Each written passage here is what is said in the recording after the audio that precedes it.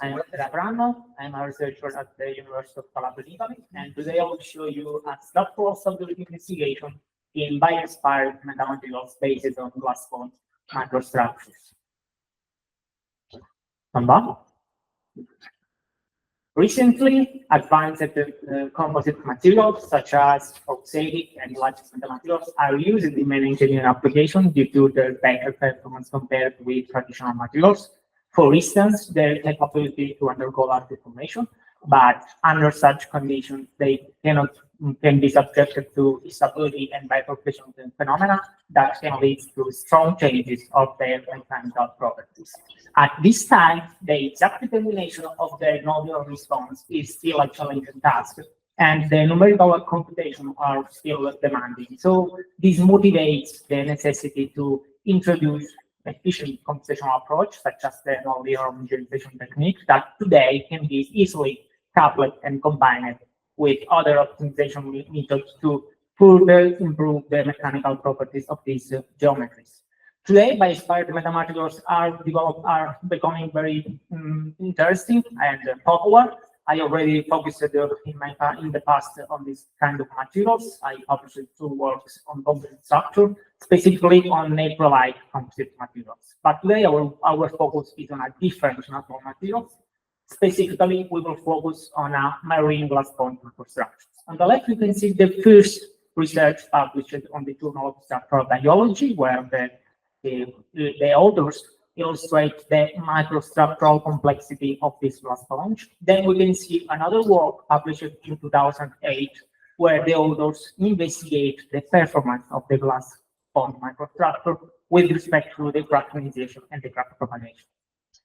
More recently, thanks also to the recent development of the additive manufacturing, we can see this research published in 2020 on Nature by Fernandez et al., where the author proposed a new design of a square lattice geometry inspired by this glass bond microstructure. This is the starting point of our work because we want to propose a new conceptualization of this geometry in order to further improve the mechanical properties of the microstructure.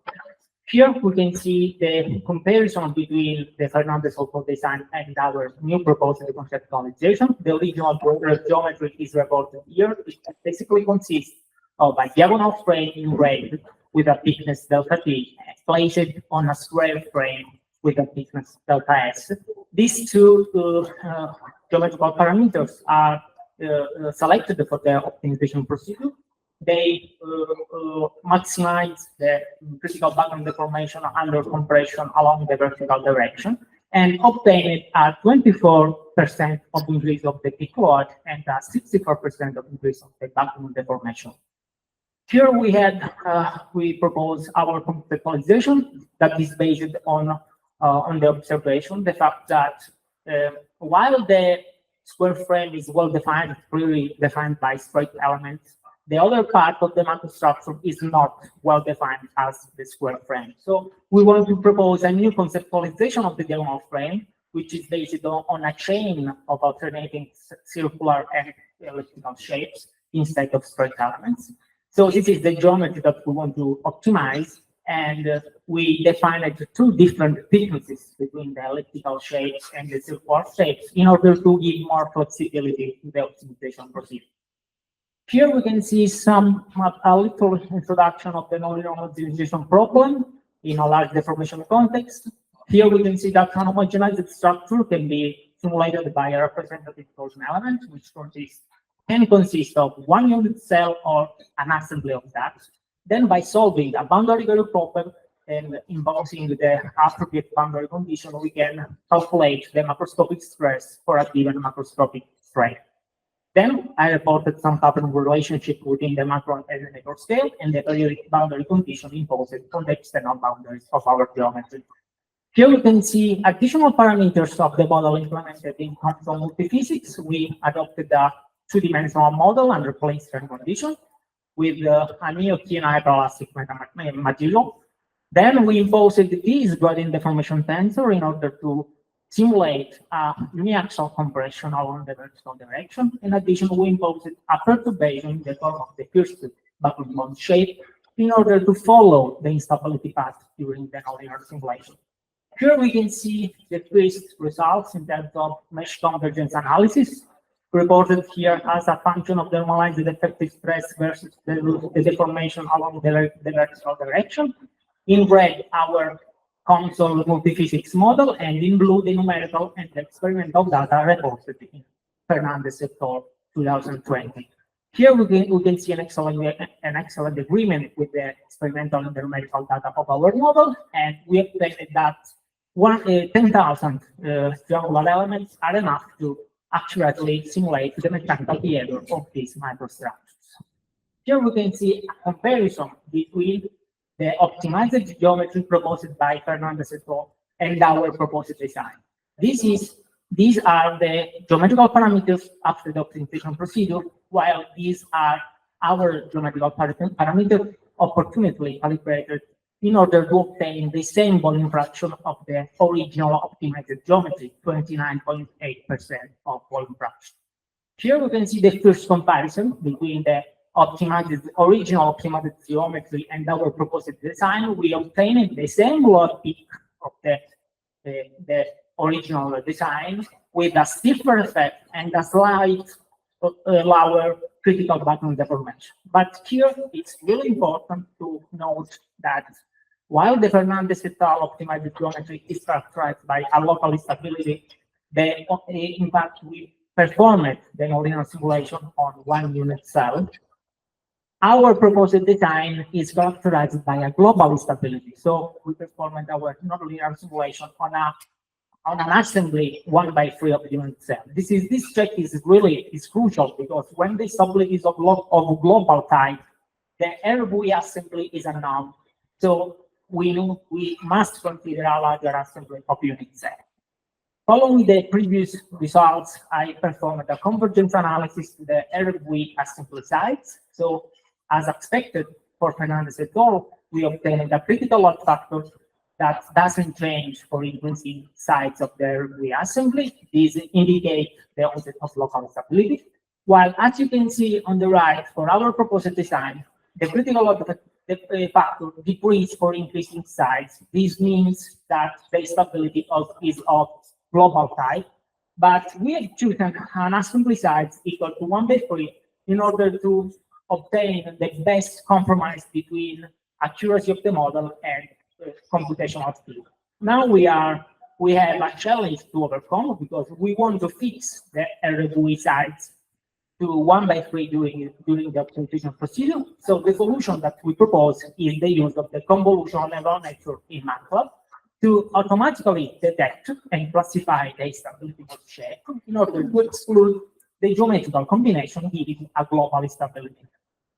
This is the structure of the convolutional neural network, which is based on an input shape where the image is given to the neural network, 3 convolutional layers, a fully connected layer, and at the end, an output classification layer where the final classification, one of these 3 categories, is performed. The categories are 3, global, local, or combined. So to train this network, we given an image dataset that is extracted by a parametric investigation. We extracted more or less 800 images from a parametric investigation, and we categorized manually, obviously, as local, global, and combined. These 800 images are split into a training dataset for an 80% and a validation dataset for a 20%. This is a record of the training procedure. We obtained a 97% of accuracy of the training network after 3 minutes and 5 seconds of process. On the right, you can see some additional metrics giving a measure of the performance of the training network. As you can see, we reported the precision, which is a measure of the false positive, and the result measure, that is a measure of the false negative. You can see that all the parameters here, the values are close to 100%, indicating the excellent performance of the training network in classifying all the categories. So here we can see the workflow of the optimization procedure, which is based on a genetic algorithm. The entire procedure is performed in MATLAB in Live with console. The first step is the definition of the objective function. We want to maximize the critical button deformation along the vertical direction. Then we define the geometrical parameters to be optimized, in this case, K1 and K2. The third step is the definition of the parameters ranges where within the algorithm search the optimum. Then the genetic algorithm starts exploring the different combination of K1, K2, and K2 by minimizing the so-called cost function. The cost function is nothing more than a MATLAB code that records the console model and the trained CNN, perform a linear buckling, and classify the critical mode shape. Then the cost function is set equal to the critical button deformation with the minus sign if the instability is global, while is set to infinite if not local, because we want to exclude, we want to penalize the instabilities which are not local, so the global and the combined instabilities. Well, then we have an initialization phase where the algorithm generates a population of 50 candidates. Then we have an iterative phase, which is defined by 4 different steps. In the first step, a fitness evaluation based on the cost function is performed. Then the best solutions are chosen to go to the crossover steps. In this step, the characteristics of the best solution are combined. Then we have the mutation steps where some random changes to the geometrical parameters are given. And then the second fitness evaluation to check the performance of the new generation. This iterative phase is repeated until one of these convergence criteria is met. A maximum number of generation, in this case 100, or a fixed convergence or a solved generation. Okay, we have the optimization results. We obtained a critical button deformation equal to 5.4%, and these two are the optimized parameters. Obviously, the geometry is calibrated in order to have the same volume fraction of the unoptimized geometry. We check the performance from the mechanical point of view by means of compression test along the vertical direction and a three-point bending test. This is the results of the compression test. In red, our proposed design, and in blue, the Fernandez et al. Design. The dotted curve defines the unoptimized geometry, while the solid curves, the optimized ones. We obtained a 34% of increase of the peak load and a 65% of increase of the critical button deformation, demonstrating a great increase of the performance from the optimization procedure, while for the three-point bending test, we obtained an increase of the peak load of about 29%, with an increase with respect to the Fernandez et al. Optimized geometry of about 7%. Here we obtained a softer mechanical behavior, but we don't see drop loads, indicating a good stability also under the bending loads. In conclusion, we demonstrated that the integration between a convolutional neural network and a genetic algorithm is viable, and the combination of these two methods can drive the optimization process more efficiently than traditional methods. We are confident that this approach allows wider exploration of the geometrical configuration leading to better optimization procedure and enhanced performance in bioinspired periodic completeness. Thank you for your attention.